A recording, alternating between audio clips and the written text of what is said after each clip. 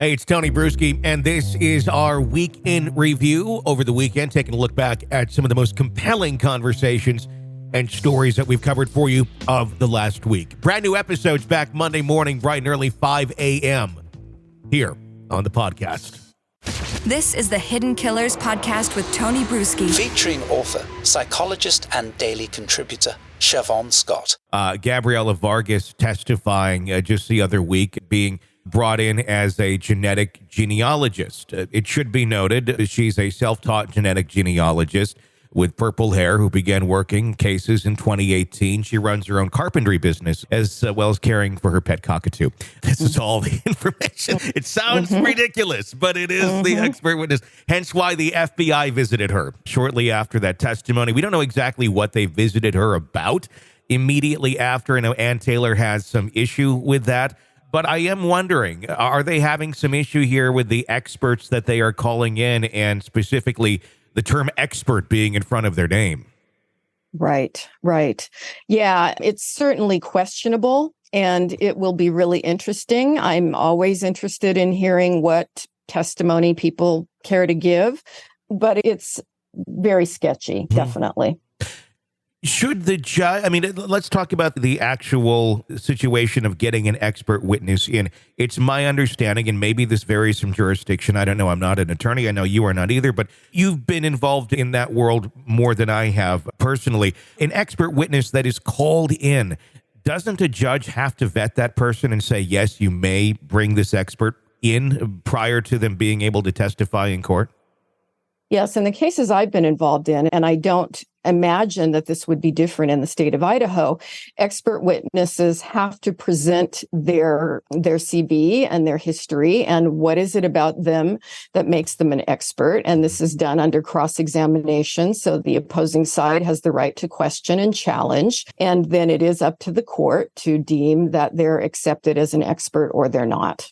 How difficult of a process is that? Can anyone who knows their craft, at least to a decent extent, one that they can talk about somewhat competently, is it easy for someone to get in to be an expert witness? How often do judges actually say, no, we don't think you're qualified?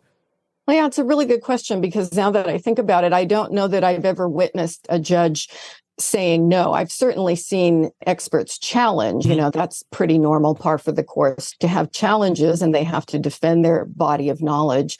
But yeah, it may be that the bar is not terribly high. And I think that probably depends on the judge. Because it seems the more that we dig into the expert witnesses that were called into the hearing the other day, the more there's a lot of holes in them. I'm not saying they're bad people. But I'm saying they're probably not necessarily experts that can apply their unique outlook to this specific case. I don't know. There's a lot of expert witnesses out there, and that's something I think the general public, if you're not part of that world, you don't know. But there's a lot of them, and there's a lot of very good, reputable ones. They certainly cost money. The defense has money from the state to bring in those expert witnesses. It's not necessarily all on the cost of Brian Kohberger or anything. So, but then at the same point, you have to have an expert witness agree and say, yes, I believe I can come and help you. It's not like they could just show up and be subpoenaed in a case like this. They would have to agree to want to come in and help. And that at the same point, bring good or bad news, whether or not it comes out either way. So that then narrows your pool a little bit more. From an expert witness standpoint, let's just say they called on you, for example, and said, we'd like you to testify in this case. And it's something, this is really not quite what you have the expertise in for what they're asking.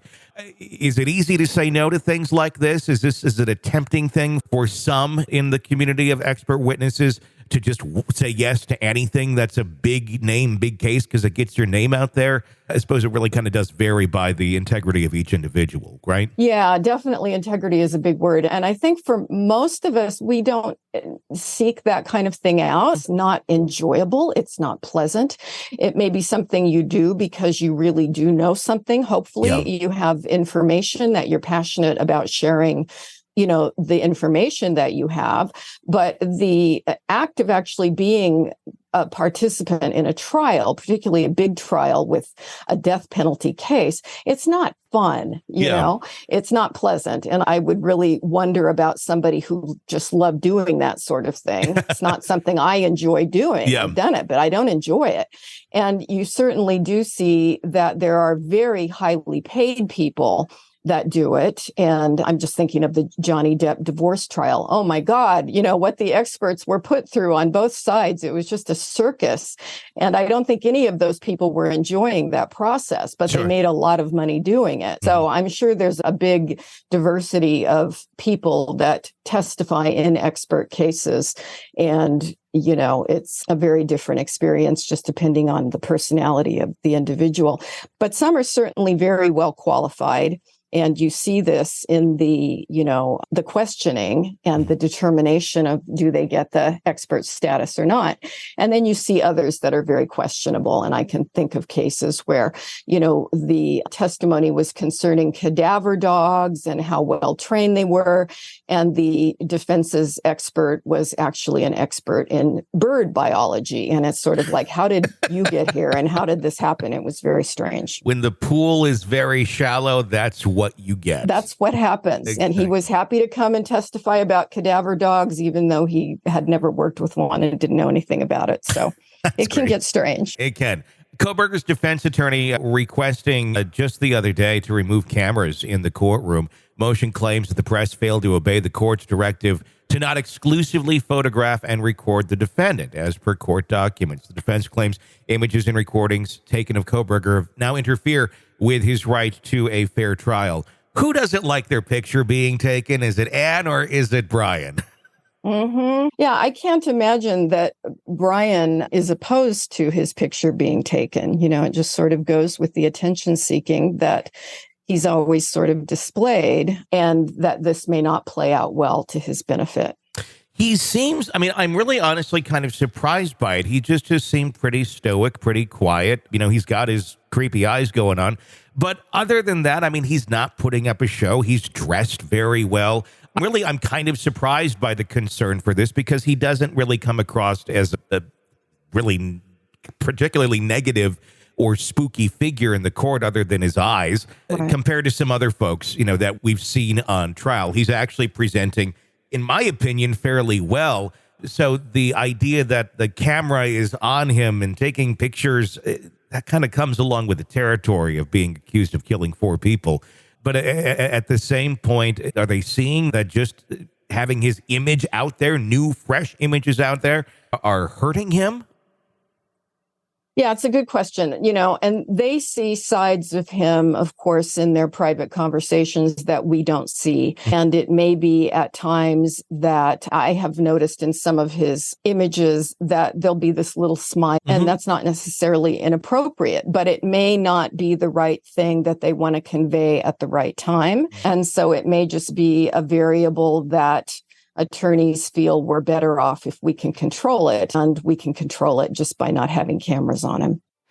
You're locked into the Hidden Killers podcast. Want more? Start binging on all of our true crime podcasts right now through Apple Podcasts and get an ad-free experience when you sign up to be a True Crime Today Premium Plus member, exclusively on Apple Podcasts. More of the Hidden Killers podcast, dropping soon. Press subscribe now.